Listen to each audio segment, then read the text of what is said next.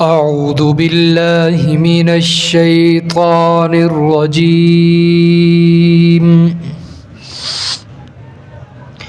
بسم الله الرحمن الرحيم.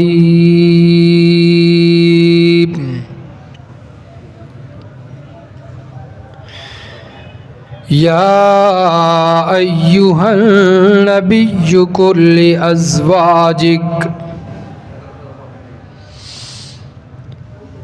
اے میرے نبی صلی اللہ علیہ وسلم فرما دیجئے اپنی بیویوں کو، ان کنتن تردن الحیات الدنیا وزینتہا، اگر تم دنیا کی زندگی اور اس کی زینت بہار چاہتی ہو، فتعالین امتعکن، پس آؤ میں تمہیں کچھ مال و متاع دنیا کا سامان دوں، وَأُسَرِّحْكُنَّ سَرَاحًا جَمِيلًا، اور تم کو چھوڑ دوں اچھے طریقے کے ساتھ رخصت کروں۔ وَإِن كُنتُنَّ تُرِدْنَ اللَّهَ وَرَسُولَهُ وَالدَّارَ الْآخِرَةَ، اور اگر تم اللہ اور اس کے رسول اور آخرت کے گھر کو چاہتی ہو، فَإِنَّ اللَّهَ أَعَدَّ لِلْمُحْسِنَاتِ،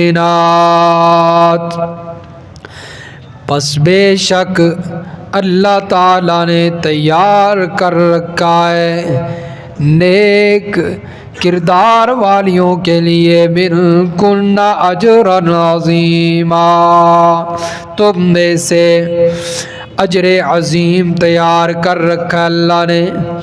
یا نساء النبی من یأت منکن بفاحشۃ مبینہ، اے نبی کی بیویوں، جو کوئی تم میں سے کھلی بے حیائی کو آئے گی، یضاعف لها العذاب ضعفین، اس کے لیے دگنی سزا ہوگی، دگنا عذاب دیا جائے گا۔ وَكَانَ ذَلِكَ عَلَى اللَّهِ يَسِيرًا، اور یہ بات اللہ پر نہایت ہی آسان ہے۔ سبحان ربک رب العزت عما یصفون، وسلام علی المرسلین، والحمد للہ رب العالمین۔ اللہم صل علی محمد وعلی آل محمد کما صلیت علی ابراہیم وعلی آل ابراہیم انک حمید مجید۔ اللہم بارک علی محمد وعلی آل محمد کما بارکت علی ابراہیم وعلی آل ابراہیم انک حمید مجید۔ سورۃ الاحزاب کی آیت نمبر 28 سے لے کر آیت نمبر 30 تک تلاوت کی گئی ہے۔ گزشتہ آیات میں غزوہ احزاب کا، غزوہ خندق کا تذکرہ مکمل ہوا اور منافقین کی حرکات واضح فرمائی اللہ تبارک و تعالی نے، اور پھر اپنے محبوب صلی اللہ علیہ وسلم کا تذکرہ کیا اور فرمایا کہ اللہ کے رسول کی زندگی تمہارے لیے بہترین نمونہ ہے، اور ایمان والوں کی صحابہ کرام کی صفات کا ذکر کیا، اور پھر اللہ نے بنو قریظہ کا بھی ساتھ ذکر فرما دیا، کیونکہ یہ بنو قریظہ جو قبیلہ تھا، اس کا جو محاصرہ ایمان والوں نے کیا، یہ بالکل غزوہ احزاب کے ساتھ ساتھ تھا، تو اللہ نے اس کا بھی ذکر فرما دیا کہ کیسے یہودیوں کی بدعہدی کی وجہ سے، عہد کو توڑنے کی وجہ سے اللہ کا حکم تھا کہ ایمان والے ان کے قلعوں کا محاصرہ کریں اور انہیں یہاں سے نکالیں۔ چنانچہ نبی علیہ الصلاۃ والسلام وہاں پہنچے اور حضرت سعد بن معاذ رضی اللہ تعالی عنہ کے فیصلے سے اور ان کے فیصلے کے مطابق مردوں کو قتل، جوان مردوں کو قتل کر دیا گیا اور عورتوں اور بچوں کو غلام بنا لیا گیا، اور ان کی ساری زمینیں اور قلعے اور بنگلات، محلات سارے کے سارے مسلمانوں کے پاس مال غنیمت کی صورت میں آئے۔ بہرحال اس کے بعد فتح خیبر بھی ہوا۔ نبی علیہ الصلاۃ والسلام اللہ کے محبوب پیغمبر، امام الانبیاء، فخر الرسل، خاتم النبیین، مسلمانوں کے قائد ہونے کے باوجود اللہ کے محبوب نے مسکینی کی حالت میں زندگی گزاری ہے۔ احادیث میں آتا ہے کہ اللہ کے پیغمبر کے گھر میں کئی دن چولہا نہیں چلتا تھا، فقر و فاقہ کے ساتھ روزے رکھ کر زندگی گزاری۔ 2 دن بعض دفعہ نبی علیہ الصلاۃ والسلام پیٹ بھر کے کھانا نہ کھا سکتے، گندم کی روٹی نہ کھاتے، کھجوریں اور پانی استعمال کر کے گزارا کیا کرتے تھے۔ ایک دفعہ اللہ کے پیغمبر گھر میں تشریف لائے، حضرت عائشہ رضی اللہ تعالی عنہا سے پوچھا، عائشہ گھر میں کچھ ہے؟ فرمایا، محبوبم کچھ نہیں، اور آنکھوں سے آنسو آ گئے کہ اللہ کے نبی آج بھوک سے آئے ہیں اور گھر میں بھی کچھ نہیں ہے۔ چنانچہ واپس مسجد میں چلے گئے۔ حضرت عثمان غنی رضی اللہ تعالی عنہ تشریف لائے، پوچھا اللہ کے محبوب کہاں ہیں؟ حضرت عائشہ نے سارا واقعہ بتایا کہ اللہ کے محبوب گھر میں آئے تھے، کھانے کو کچھ نہیں تھا، پھر واپس سے مسجد میں تشریف لے گئے۔ حضرت عثمان غنی رضی اللہ تعالیٰ عنہ کی آنکھوں سے آنسو آ گئے اور واپس چلے گئے۔ اپنے گھر سے جو ہے وہ کچھ آٹا لائے، کچھ ستو، اس طرح کچھ اور چیزیں کھانے کی جو ہے وہ جمع کر کے تشریف لے آئے، اور حضرت عائشہ رضی اللہ تعالی عنہا کو فرماتے ہیں کہ امی جان آج کے بعد اگر گھر کے اندر کوئی چیز موجود نہ ہو تو مجھے ضرور بتائیے گا، کیونکہ نبی علیہ الصلاۃ والسلام کا بھوکا رہنا یہ ہم سے برداشت نہیں ہوتا۔ تو بہرحال اللہ کے نبی نے اسی حالت کے اندر اور اسی طریقے سے زندگی گزاری ہے، اور اللہ کے نبی صلی اللہ علیہ وسلم اس زندگی کو پسند کیا کرتے تھے اور دعا کیا کرتے تھے، یا اللہ اے میرے پروردگار، آل محمد کو، نبی علیہ الصلاۃ والسلام اپنے لیے، اپنی اولاد کے لیے، یا اللہ اتنا رزق عطا فرمانا کہ بس گزر بسر ہو سکے، وافر مقدار میں نہیں مانگا۔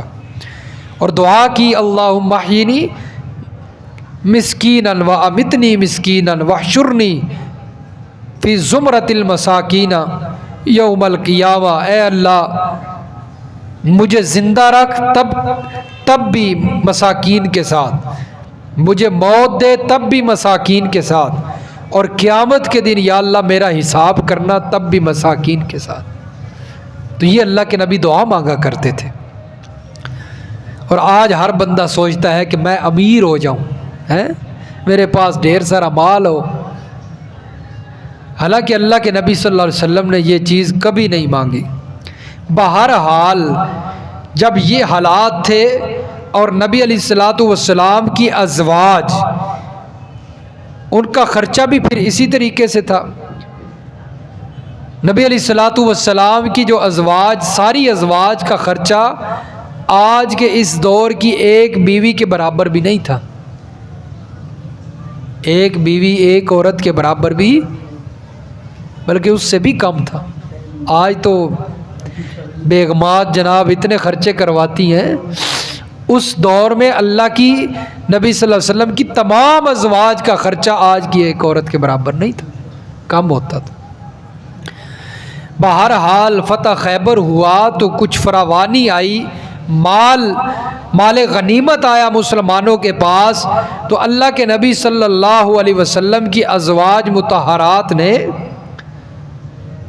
کچھ زائد سامان کا تقاضا کیا، اللہ کے نبی سے عرض کیا کہ کافی مال غنیمت آیا ہے تو کچھ ہمارا بھی خرچہ بڑھا دیجئے۔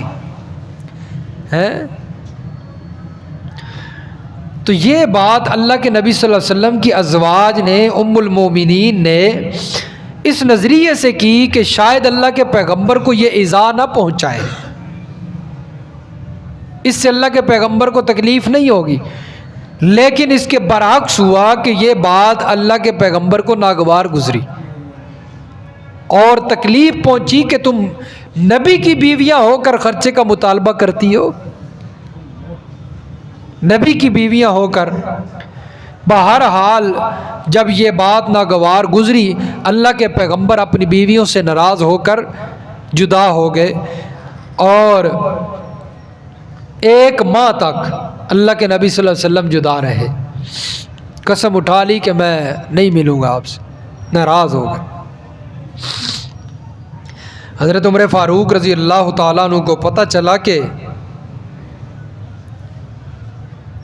ازواج جو نبی نے اس چیز کا مطالبہ کیا ہے، تو ان کی بھی ایک بیٹی حضرت حفصہ رضی اللہ تعالیٰ عنہ نبی علیہ السلام کی بیوی تھی نا، ام المومنین تھی، انہوں نے اپنی بیٹی کو ڈانٹا پھرا، تو نے کیوں اللہ کے نبی سے جو ہے وہ خرچے کا مطالبہ کیا؟ تو یہ حالت تھی۔ بہرحال اللہ کے نبی صلی اللہ علیہ وسلم پر یہ آیات اس موقع پر نازل ہوئی جو آج کے درس میں ہم نے پڑھی ہیں کہ اے میرے پیغمبر کلی ازواجک ان کنتن تردن الحیات الدنیا، اپنی بیویوں سے کہہ دیجئے کہ اگر تم دنیا کی عیش و عشرت اور دنیا کی جو ہے وہ بہار چاہتی ہو تو فتح علینا امتعکن، آؤ میں تمہیں سامان بھی دیتا ہوں دنیا کا جو ہے وہ مال دیتا ہوں، واسرحکن سراحا جمیلا، لیکن اس کے بعد تم میری بیویاں نہیں رہو گی، واسرحکن سراحا جمیلا، میں تمہیں اچھے طریقے سے رخصت کر دوں گا، طلاق دوں گا اگر تم دنیا کا ساز و سامان چاہتی ہو۔ اور اگر میرے پیغمبر ان سے پوچھئے اگر یہ اللہ اور اس کے رسول کو اور آخرت کے گھر کو چاہتی ہیں تو پھر صبر کریں، فَإِنَّ اللَّهَ أَعَدَّ لِلْمُحْسِنَاتِ مِنْكُنَّ أَجْرًا عَظِيمًا، اللہ نے ان کے لیے اجر عظیم تیار کر رکھا ہے۔ پھر صبر کرو، صبر کے ساتھ جو ملتا ہے دنیا کے اندر جو ہے وہ اس پر صبر کرتے ہوئے زندگی گزارو۔ بہرحال اللہ کے نبی صلی اللہ علیہ وسلم حضرت عائشہ رضی اللہ تعالی عنہ کے گھر تشریف لائے۔ اس وقت جو اللہ کے پیغمبر کی بیویاں زندہ تھیں، حضرت خدیجہ تو فوت ہو چکی تھیں رضی اللہ تعالی عنہ، 9 بیویاں اللہ کے پیغمبر کی زندہ تھیں۔ کتنی؟ 9 بیویاں۔ حضرت خدیجہ تو ہجرت سے پہلے فوت ہو چکی تھی، اور یہ مدینہ منورہ میں جانے کی ہجرت کے بعد کا واقعہ ہے۔ حضرت ام المومنین سیدہ عائشہ صدیقہ طیبہ طاہرہ رضی اللہ تعالی عنہا اس وقت موجود تھی، حضرت حفصہ موجود تھی، حضرت ام سلمہ موجود تھی، حضرت ام حبیبہ موجود تھی، حضرت زینب بنت جہش موجود تھی، اور حضرت صفیہ رضی اللہ تعالی عنہ، حضرت میمونہ، حضرت جویریہ رضی اللہ تعالی عنہن اجمعین، یہ تمام بیویاں موجود تھیں۔ نبی علیہ الصلوۃ والسلام تشریف لے آئے حضرت عائشہ رضی اللہ تعالی عنہ کے گھر، سب سے پہلے ان کے پاس آئے۔ سیدہ عائشہ صدیقہ طیبہ طاہرہ رضی اللہ تعالی عنہا کو آ کر بتایا کہ یہ آیتیں نازل ہوئی ہیں کہ اللہ کی طرف سے حکم ہے کہ میرے پیغمبر اگر تو آپ کی بیویاں دنیا چاہتی ہیں تو انہیں دنیا دو اور رخصت کر دو، چھوڑ دو، انہیں طلاق دے دو، اور اگر یہ اللہ اور اس کے رسول کو آخرت کے گھر کو چاہتی ہے پھر انہیں بتاؤ کہ اللہ نے تمہارے لیے اجر عظیم تیار کر رکھا ہے۔ عائشہ جاؤ اپنے بابا سے، اپنی امی سے مشورہ کرو، کیا فیصلہ ہے تمہارا؟ تو حضرت عائشہ فرماتی ہیں میرے باپ آپ پہ فدا ہو جائیں، قربان ہو جائیں یا رسول اللہ، اس بارے میں بھی میں نے اپنے بابا سے مشورہ کرنا ہے؟ یا رسول اللہ میں تو اللہ اور اس کے رسول کو چاہتی ہوں، میں دنیا نہیں چاہتی، اس بارے میں کون سا مشورہ کرنا ہے؟ اس بارے میں فیصلہ کرتی ہوں کہ مجھے اللہ اور اس کے رسول چاہیے۔ بہرحال اللہ کے نبی صلی اللہ علیہ وسلم نے باقی بیویوں سے بھی پوچھا، اور ساتھ اللہ کے نبی حضرت عائشہ کی بات بھی بتاتے کہ عائشہ نے یہ فیصلہ کیا۔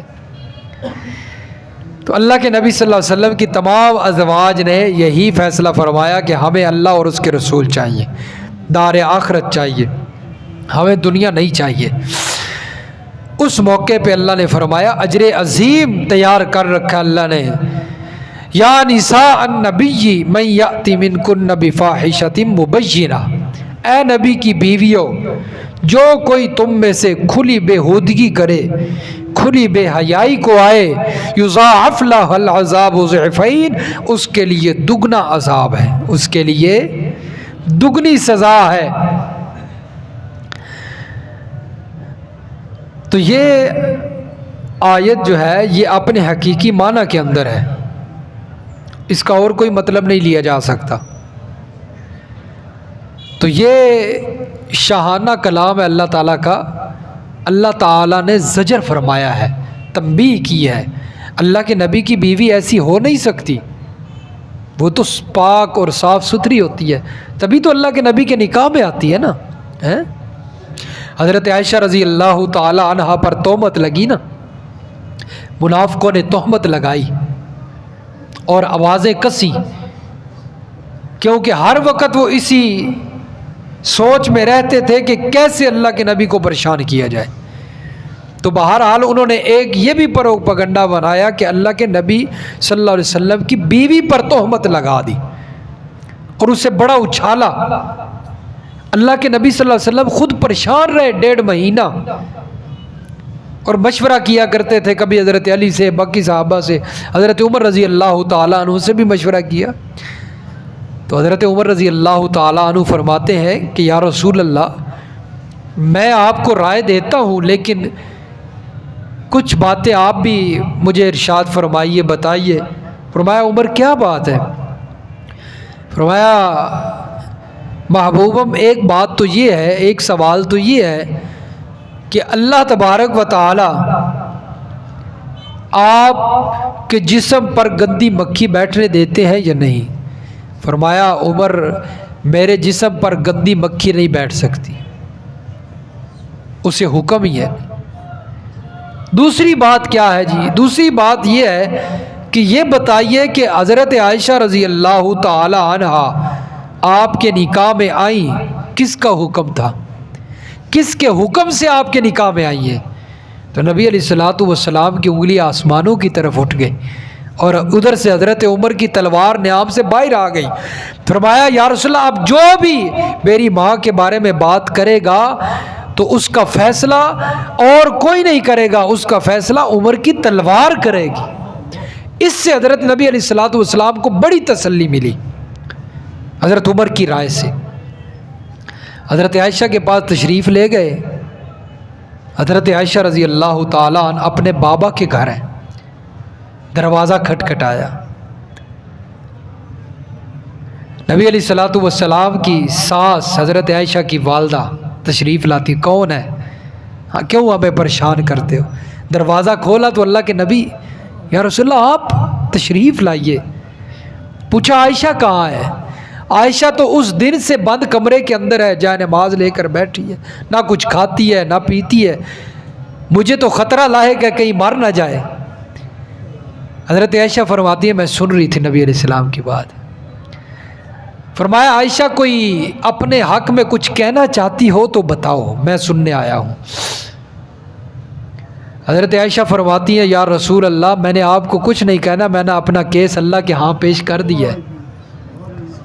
فرمایا پھر عائشہ انتظار کرو، ادھر سے تیرے بیٹے عمر نے بھی کیس جو ہے وہ اللہ کے ہاں دائر کروا دیا ہے، اب انتظار کرو اللہ کی طرف سے کیا فیصلہ ہوتا ہے.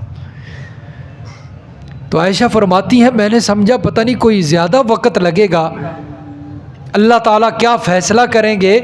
مجھے تو اس بات کی امید نہیں تھی کہ کچھ ہی دیر گزری اللہ کے نبی چادر لے کر اوپر بیٹھ گئے اور وہی جو ہے وہ سارے منظر سامنے آ گئے جو اللہ کے نبی صلی اللہ علیہ وسلم پر وہی نازل ہوتے ہوئے ہوا کرتے تھے. چہرے سے جو ہے وہ پسینے کی بوندیں ٹپک رہی ہیں، خوبصورت چہرہ، پھول کی طرح چمکتا ہوا چہرہ. تو نبی علیہ الصلوۃ والسلام نے جب چادر پیچھے ہٹائی، عائشہ رضی اللہ تعالی عنہ فرماتی ہیں میرے دل نے مجھے تسلی دی، عائشہ خوش ہو جا، مبارکباد ہے، تو کیس جیت گئی ہے. اس موقع پہ اللہ نے قرآن نازل فرمایا الخبیثات للخبیثین والخبیثون للخبیثات والطیبات للطیبین والطیبون للطیبات اولئک مبرؤون مما یقولون.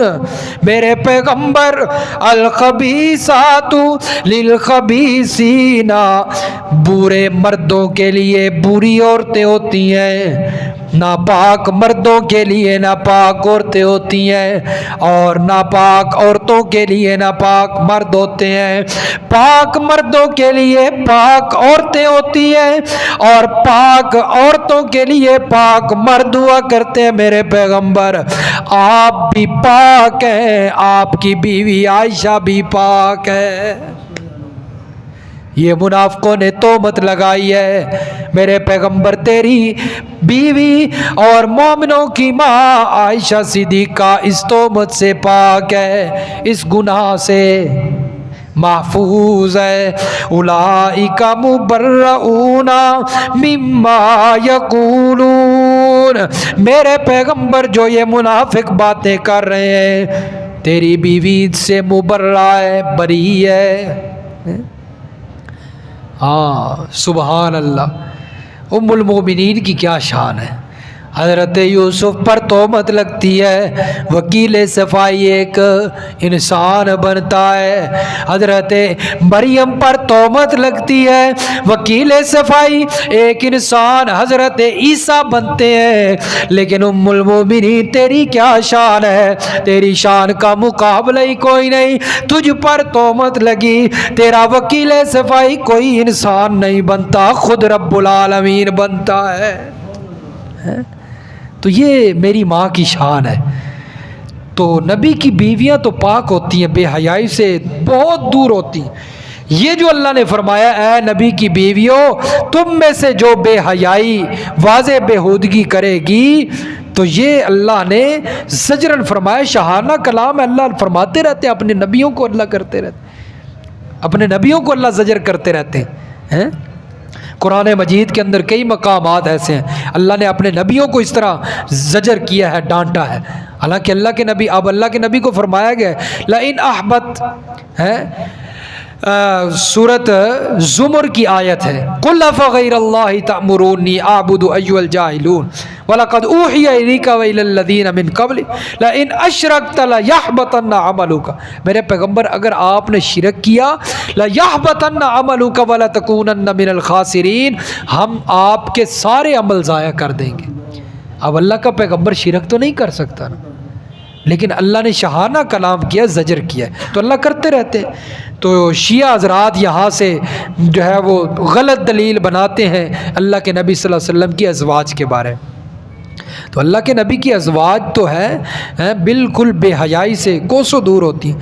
فرمایا یضاعف لها العذاب ضعفین، اجر بھی دگنا، اگر کوئی بےہودگی کی تو اس کی سزا بھی دگنی، کیونکہ آپ باقی عورتوں جیسی نہیں ہو، باقی عورتوں جیسی نہیں ہو۔ اگلا جو ہے پارہ شروع ہو رہا ہے، وہاں پر یہ آیت ہے کہ اللہ کے نبی کی بیویاں باقی عورتوں جیسی نہیں ہوتی۔